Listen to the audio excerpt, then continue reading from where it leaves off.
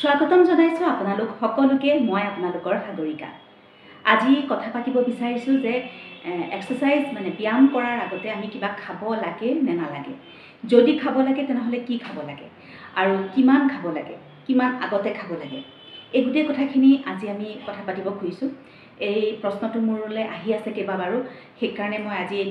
এইটো বিষয়ত কথা পাতিব খুজিছো। প্ৰথম কথা হ'ল যেতিয়া আমি এক্সাৰসাইজ আৰম্ভ কৰিম তেতিয়া আমাৰ এক্সাৰসাইজৰ প্ৰথম কথা হ'ল যে কোনোৱে কাৰ্ডিঅ' কৰে আৰু কোনোৱে ৱেইট ট্ৰেইনিং কৰে। ৱেইট ট্ৰেইনিং আৰু কাৰ্ডিঅ' এই দুটা ভাগ এক্সাৰসাইজ কৰাৰ। যিসকলে কাৰ্ডিঅ' কৰে তেখেতসকলক ফিউল হিচাপে চলাবলৈ মানে তেনে ধৰক এটা ইঞ্জিন যেতিয়া চলিবলগীয়া হয় তেতিয়া সেই ইঞ্জিনটো তেলৰ প্ৰয়োজন হয়, পেট্ৰলৰ প্ৰয়োজন হয় বা ডিজেলৰ প্ৰয়োজন হয়। ঠিক তেনেদৰে আমাৰ শৰীৰটোক যেতিয়া চলাব লগা হয়, যেতিয়া কাৰ্ডিঅ' এক্সাৰসাইজ কৰে তেতিয়া আমাৰ শৰীৰটোক যেতিয়া চলাব লগা হয় তেতিয়া সেই আমাৰ শৰীৰত থকা যিখিনি ফেট, আমাৰ শৰীৰত যথেষ্ট ফেট আছে, গতিকে সেই ফেটখিনিয়ে ফিউল নিচিনাকৈ তেল নিচিনাকৈ ব্যৱহাৰ হ'ব। গতিকে কাৰ্ডিঅ' যদি কৰা হয় তেনেহ'লে তাৰ আগত বৰ বিশেষ একো নাখালেও কোনো কথা নাই। মানে ৰাতিপুৱাৰ ভাগত যদি কৈছোঁ মই দেই, ৰাতিপুৱাৰ ভাগত যদি এক্সাৰসাইজ কৰে তেতিয়া, গতিকে কাৰণ আগদিনাখন ভালকৈ ডিনাৰ কৰাই হৈছে, গতিকে পিছদিনাখন নিজৰ শৰীৰত থকা যিখিনি ফেট, যিখিনি চৰ্বি, সেইখিনিয়ে তেল হিচাপে ব্যৱহাৰ হ'ব আমাৰ শৰীৰটো চলোৱাৰ বা কাৰ্ডিঅ' কৰাত সহায় কৰিব। ইয়াত কিন্তু মই এইটো কৰিলে ফেট বাৰ্ণ হৈ যাব বা ফেট নোহোৱা হৈ যাব মই সেইটো ক'ব বিচৰা নাই। মই ক'ব বিচাৰিছোঁ যে ফেটটো ফিউল হিচাপে ইয়াত ব্যৱহাৰ হ'ব। এইটো হৈছে কাৰ্ডিঅ'ৰ কথা। গতিকে কাৰ্ডিঅ' কৰিলে ৰাতিপুৱা যদি আপোনালোকে উঠি পেলাই সোনকালে উঠি কাৰ্ডিঅ' কৰে তেনেহ'লে তাৰ আগত একো নাখালেও একো দিগদাৰ নহয়। কিন্তু যদিহে ৱেইট ট্ৰেইনিং কৰা হয়, এতিয়া ৱেইট ট্ৰেইনিং বহুতে ৰাতিপুৱা ৱেইট ট্ৰেইনিং কৰে। ৱেইট ট্ৰেইনিং যদি কৰা হয় মানে যদি জিম যোৱা হয় বা অন্যান্য ঘৰতো কিছুমানে ৱেইট ট্ৰেইনিং কৰে, যদি ৱেইট ট্ৰেইনিং কৰা হয় তেনেহ'লে তাত কেইটামান কথা মানে গুৰুত্ব সহকাৰে ভাবি চাব লাগে। সেয়া হৈছে যে তাত তিনিটা কথা আছে। যে প্ৰথম কথাটো হৈছে যদি আগদিনাখন ৰাতি ডিনাৰ ঠিকমতে কৰা হৈছে, ডিনাৰত একো প্ৰব্লেম হোৱা নাই বা সুন্দৰকৈ ডিনাৰ কৰা হৈছে, তেতিয়াহ'লে পাছদিনাখন ৰাতিপুৱা ইমান বেছি একো দিগদাৰী নহয়, মানে একো ৱেইট ট্ৰেইনিং কৰিবলৈ একো দিগদাৰ নহয়। কাৰণ ৱেইট ট্ৰেইনিং কৰা হয় তেতিয়া আমাৰ শৰীৰে ব্যৱহাৰ কৰে গ্লাইক'জেন। গতিকে গ্লাইক'জেনৰ মাত্ৰাটো তেতিয়া ঠিকে থাকিব। অকণমান যদি কমিব সেইটো প্ৰব্লেম একো নহয়। গতিকে সেইটো হৈছে প্ৰথম কথা। যদিহে আগদিনাখন ডিনাৰ ঠিকমতে কৰিছে, আগদিনাখন ৰাতিৰ আহাৰ যদি ঠিকমতে খাইছে, তেতিয়াহ'লে পাছদিনাখন ৱেইট ট্ৰেইনিং কৰাৰ আগত গ্লাইক'জেনৰ যিটো লেভেল আমাৰ শৰীৰত সেইটো ঠিকে থাকিব আৰু আমি ৱেইট ট্ৰেইনিং কৰিলে একো প্ৰব্লেম নহয়। 2 নম্বৰটো কথা হৈছে যে যদি আমি আগদিনাখন ডিনাৰ অলপ দেৰিকৈ মানে সোনকালে কৰিছোঁ, দেৰিকৈ নহয় সোনকালে কৰিছোঁ আৰু ধৰক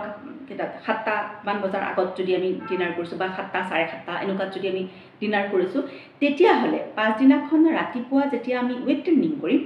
তেতিয়া আমাৰ শৰীৰৰ যিটো গ্লাইক'জেনৰ লেভেল সেইটো অলপমান কমিব। আৰু গ্লাইক'জেনৰ লেভেল কমাৰ লগে লগে আমি এক্সাৰসাইজ কৰিবলৈ, ৱেইট ট্ৰেইনিং কৰিবলৈ আমাৰ অকণমান দিগদাৰ হ'ব। তেতিয়া আমি খুব হালকা ফুলকা কিবা এটা খাই পেলাই আমাৰ যিটো কাৰ্বহাইড্ৰেটৰ মাত্ৰা সেইটো আমি আমাৰ শৰীৰত ঠিকে ৰাখিম বা গ্লাইক'জেনৰ লেভেলটো ঠিক ৰাখিম। আৰু এই যে সৰু কিবা এটা, যিকোনো ধৰক মানে সৰু কিবা এটা বুলি কোৱাৰ লগে লগে আমাৰ মনলৈ কি হয়, যেনে ফ্ৰুটছ খাব পাৰোঁ বা নাটছ খাব পাৰোঁ, তেনেকুৱা ধৰণৰ সৰু কিবা খাই পেলাই আমাৰ লেভেলটো, আমাৰ গ্লাইক'জেনৰ যিটো লেভেল সেই লেভেলটো আমি ওপৰলৈ আনিব পাৰোঁ, বৰাবৰ কৰি পেলাই আমি এক্সাৰসাইজ কৰিব পাৰোঁ। আৰু 3 নম্বৰ কথাটো হৈছে যদিহে আমি ডিনাৰো সোনকালে কৰিছোঁ আৰু ৰাতিপুৱা এক্সাৰসাইজো দেৰিকৈ কৰিছোঁ, মানে ডিনাৰ ধৰক আমি আগদিনাখন ডিনাৰ ধৰক আমি 6 বা 7 বজাৰ আগত কৰিছোঁ আৰু ইফালে ৰাতিপুৱা আমি এক্সাৰসাইজ 10 বজাৰ পাছত বা 11 বজাত এনেকুৱাত কৰিছোঁ, মানে 10 বজাৰ পিছত কৰিছোঁ বা 9:30 বজাৰ পিছত কৰিছোঁ। তেনেকুৱা যদি হয় তেতিয়াহ'লে আমাৰ গ্লাইক'জেনৰ যিটো লেভেল সেইটো বহুত কমি যাব। গতিকে এক্সাৰসাইজ ৱেইট ট্ৰেইনিং কৰাৰ আগতে আমি 2 ঘণ্টাৰ আগত আমি ব্ৰেকফাষ্ট কৰিব লাগিব ভালকৈ, কাৰণ তেতিয়া আমাৰ গ্লাইক'জেনৰ লেভেল কমি যোৱাৰ লগে লগে আমাৰ শৰীৰে যথেষ্ট কষ্ট পাব। ষ্ট্ৰেছ হ'ব শৰীৰত গতিকে যদি আমি সঁচাকৈ ব্যায়াম মানে ৱেইট ট্ৰেইনিং আমি দেৰিকৈ কৰোঁ তেতিয়াহ'লে তাৰ 2 ঘণ্টাৰ আগত আমি ব্ৰেকফাষ্ট কৰিব লাগিব আৰু ব্ৰেকফাষ্ট এটা হেল্ডি ব্ৰেকফাষ্ট হ'ব লাগিব য'ত প্ৰ'টিন কাৰ্বহাইড্ৰেট ফেট গোটেইকেইটা ভালকৈ ভাল পৰিমাণৰ থাকে এটা বেলেঞ্চ ফুড হ'ব লাগে কিন্তু এইখিনিতে মই ক'ব বিচাৰিম যে সেই যিটো আমি ব্ৰেকফাষ্ট কৰিম সেই ব্ৰেকফাষ্টটো যাতে কোনো কাৰণতে আমাৰ যিখন দৈনিক ৰুটিনৰ যিখন খাদ্যৰ তালিকা যিখন ডায়েটত আমি যিখন খাদ্যৰ তালিকা বা যিমানখিনি কেলৰি আমি খাম বুলি গোটেই দিনটোৰ ভিতৰত আমি কেলকুলেশ্যন কৰি থৈছোঁ তাতকৈ যাতে বেছি নহয় তাৰ ভিতৰতে যাতে থাকে আৰু আমি এনেই গোটেই কেলৰি চাৰ্টখন যেতিয়া বনাওঁ বা এখন ডায়েট বনাওঁ সেই ডায়েটখনত যেতিয়া ব্ৰেকফাষ্টৰ যিমানটো আমি কেলৰি ভাবি থওঁ সিমানটোৱে যাতে হয় তাতকৈ যাতে অধিক নহয় যে মই এতিয়া ৱেইট ট্ৰেইনিং কৰিম গতিকে মই অধিক খাম বা মই অধিক কনজিউম কৰিব অধিক কেলৰি মই খাম বা অধিক বাৰ্ণ হ'বই এনেকুৱা ধৰণৰ কথা যাতে নহয় তেনেকুৱা ধৰণৰ কথা হ'লে তেতিয়াহ'লে গোটেই দিনটোৰ ভিতৰত যিখিনি কেলৰি খাম বুলি ভাবি থকা হ'ব তাতকৈ কেলৰি বাঢ়ি গুচি যাব গতিকে সেইটো যাতে নহয় ডায়েটৰ ভিতৰত যাতে থাকে সেই কথাটো মন কৰিবলগীয়া গতিকে এই 3টা কথা আচলতে মন কৰিবলগীয়া কথা আৰু এই 3টা কথা মন কৰিলে আচলতে গোটেই এক্সাৰচাইজ কৰাৰ আগত কি খাম কেনেকৈ খাম কিমান খাম গোটেই কথাটো চিজিল হৈ যাব এইখিনিকে মই ক'ব বিচাৰোঁ আৰু এইখিনিতে মই এটা কথা ক'ব বিচাৰোঁ যে বহুতে এনেকুৱা ধৰণৰ কথা এটা মোলৈ প্ৰশ্ন কৰি আছে মই প্ৰত্যেকৰে প্ৰশ্ন উত্তৰ দিবলৈ অকণমান দিগদাৰ হয় কাৰণে মই ইয়াতে কৈ দিছোঁ যে চেনি মই নাখাওঁ কিন্তু মই বিস্কুট খাওঁ মনত ৰাখিব বিস্কুটতো বহুত চেনি থাকে